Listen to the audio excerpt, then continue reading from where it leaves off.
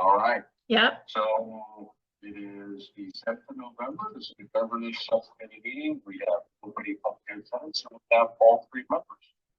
So we'll just go ahead and get right to this.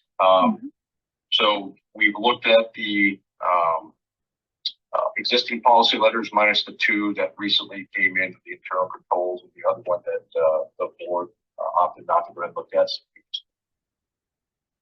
And then you see those listed in the agenda that was previously sent out. If you've looked at what I sent out as well as what we put in the review folder, I saw 4 specific items that we'll address. But the first one is the hard copy packets I passed out. I put all the ones that there were no changes to, and then we can just go ahead and get right to the documents in question. So let's go to the bylaws first. And that should be, well, for the hard copy, it would be the top one. And then if you see it in the review mode, there were some comments here. So on page 3, I believe this was Mary's comment, since we're past the initial, out that section, basically where it says initial the appointments be staggered in A, B, and C. I don't really see an issue with it, since anybody comes on board will be serving a 3-year term. Right. So, yeah, if no one has any problems with it, I can delete that, and then that next paragraph that starts with thereafter, I'll find a better word to intro that paragraph, and then we'll just be the terms. Anyone have a problem? Yeah, that's good. All right. And then on page 5, I believe is the next one. Mary's correct. I did not catch this one when they redid the open meetings law back in May or June, that they changed the number, and you see that reflected in 103A. So I'll just put that in there. Okay. On page 7. Do we want to add video conferencing policy? Where are we at? Back to page 5. That's what she said. It's it's 103. Also, should we mention our video conferencing policy? Maybe just a statement that says we have one. We can, but 103A is specifically about video conferencing. Yeah. As part of the open meetings law. How do we need it then? On page 7, I think is the next one about the seal. So I reached out to Mary and said, I think this is kind of one of those phone a friend, and I couldn't remember the lady's name, but she reached out to that POC that we periodically will ask questions about, compliance and whatever. The person is on leave right now, so we won't have an answer back on the seal. I personally don't have any brothers who have a seal. We don't have a seal, but they may know if we have to have one as an official entity. Okay. So I think that's kind of a wait out until we kind of get okay. answer. And then I think we are all the way. Well, it doesn't actually have a page number for some reason. That's a separate document. Oh, I'm sorry. Let me pull out my paper clip. That would be quite helpful. So I think that's it on the bylaws. Did I miss anything? No, I think those are all. Yep. Okay. So we've got the 2 changes, and we're kind of away from the seal, so we'll do that one. We'll go to the finance and audit charter. And then on page 3, at the very top, about the self-evaluation. I went through for that the annual evaluation we did, and I kind of checked for key words in there. I think it meets the requirement. I don't know what your thoughts are on that. And but yeah, I think that's it. So if this wording does not make sense, I'll kind of tweak it. If not, then I'll leave it as is, and we'll just say it's our annual self-evaluation. Okay. Yeah, I think. Okay. And then towards the bottom about the finance committee creating the budget. So if you look on this right here, because she's saying basically we don't do this one. We basically do the finance committee is the one that creates budget and we approve it board.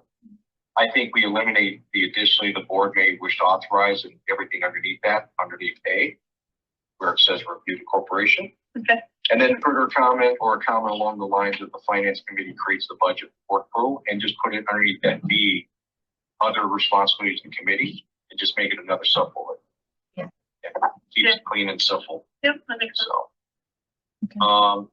And then moving to the next page, underneath the internal audit. So I looked it up and I got the concern. So I went to the ABO site and I looked at their model finance charter and their model audit charter, since we kind of combined the two. And they really don't do it as restrictive as the way we've kind of got it, where we don't have certain members as part of it. And the reason why I think it's okay to go ahead and keep it pretty much as it is because we have an external audit, and that is a requirement underneath the ABO. So it's really just us self-checking, and we don't even have to be as restrictive. Piece of it, great. Then we don't change how we do the external one. And said, hey, you're good to go, whatever, like, we found some discrepancies. So I think we're okay. I think the external audit covers us. I agree with you, Bill. Don't you, Mandy? So I'll take a look at this whole section here, just make sure, and I'll kind of word it.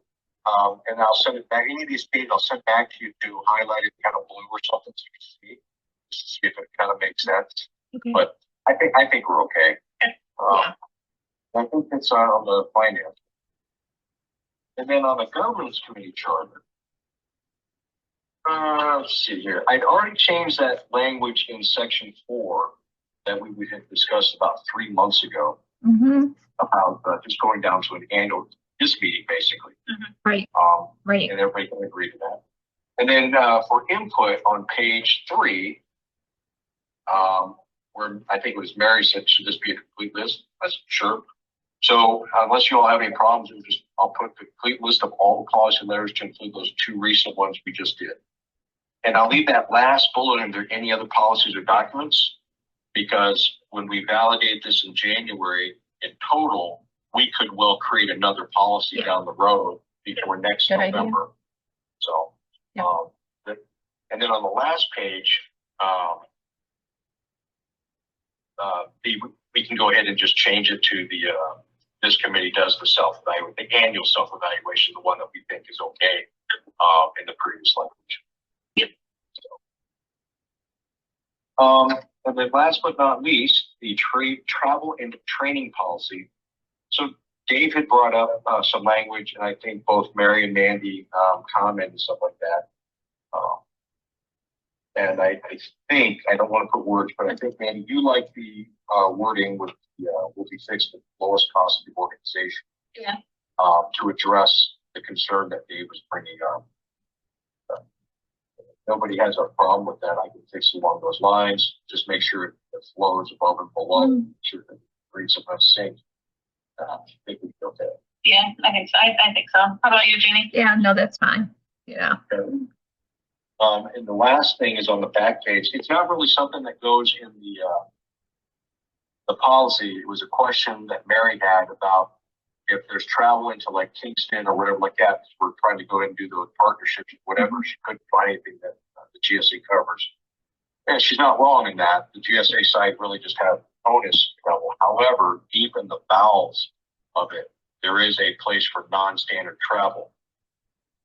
I can't find specifically on the GSA, but there are multiple sites that point to the GSA that says places like Canada is a non-standard rate, and the fact they recently raised it, you see that reflected from the range to $68 to $92 on there. It would take some more research, because what I can't tell you is that's, Canada. But I can't tell you, let's say it's Kingston to $68, and Toronto might be the 92. So I'd have to go ahead and see if I can find a table or something. But there is something that the GSA covers the rates. If we never find it, maybe one of those things as a board, we've got to swag it and split the difference. And okay, it'll be $75 or something like that. And a holiday. Just travel to Canada is probably not going to be that often. Right. But if we have a non-standard travel statement, I think you're going to be covered, right? Right. Yeah, it's just the rate of reimbursement, and that's the thing I can't find. Well, let's say Carol doing the math, is she going to reimburse someone just to cover? Someone might spend $30 on food, but they're authorized. I don't know if they're authorized 68 or 92, because I don't have that table yet. But so it's something about research. So when we do the travel, guys, we can't just set a per diem not to exceed X.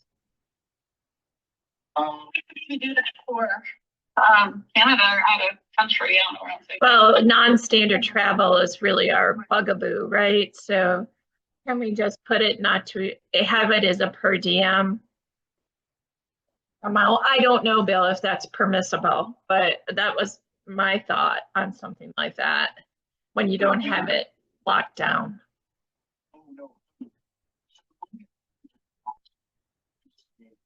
For the rate set forth by the U.S. General Services Administration. Okay. And Mary had the comment in there, saying, hey, because we may go to Kingston or someplace like that. There is no Kingston. Well, there is, but I can't find it publicly available. I can only find about 5 different sources saying, hey, the GSA, and then specifically said Canada, but it only gave me a range. And that's what I go ahead and find out. It's like, okay, maybe not. Maybe there's a website or maybe not. It's just call their customer service. Hey, can you tell me where I can find, if I get someone goes to Kingston, and maybe next goes to Ottawa, maybe next goes to Toronto. Right. Where could we find this per diem rate type thing? And so it wouldn't be reflected in the policy, but we would need it for someone, Carol, to kind of crunch the numbers. Validate. Yeah. Yeah. I think it's covered if we just say the, As is. yeah, Yeah, it was just a question that Mary had. And it's legit since we are going to travel to Canada. Yeah. Okay. Well, with that, any questions on the policies that we had issues with or no issues? All right. So I guess the next steps will be is I'll make the changes. I'll highlight something that's readily, identifiable to leave out. And then I'll send them to you too. So once I get the thumbs up, great. In the government section of the next board meeting, I'll give them an update that we held this and kind of the changes they should look for. And the idea after that would be just to kind of send it out there. We all the positives. Okay, you get one last chance to look at these. And that way, there should be no surprises, no issues. If there are, we have December to work them. If there's not, then we'll see everybody in January. They'll give us a thumbs up call. Okay. So hope that makes sense. yeah, I think that's good. So, Good. all right. Well, let's see what time is it. I'm gonna beat my record. I was pushing. Wait, we usually do 15 minutes. That's our normal. Yeah. I'm not a long meeting fan. Okay. All right. If no one has questions. Yeah. Sounds good. Thanks, Jeannie. All right. Okay. Thanks, Jeannie. See ya. Bye. All right, guys. Take care.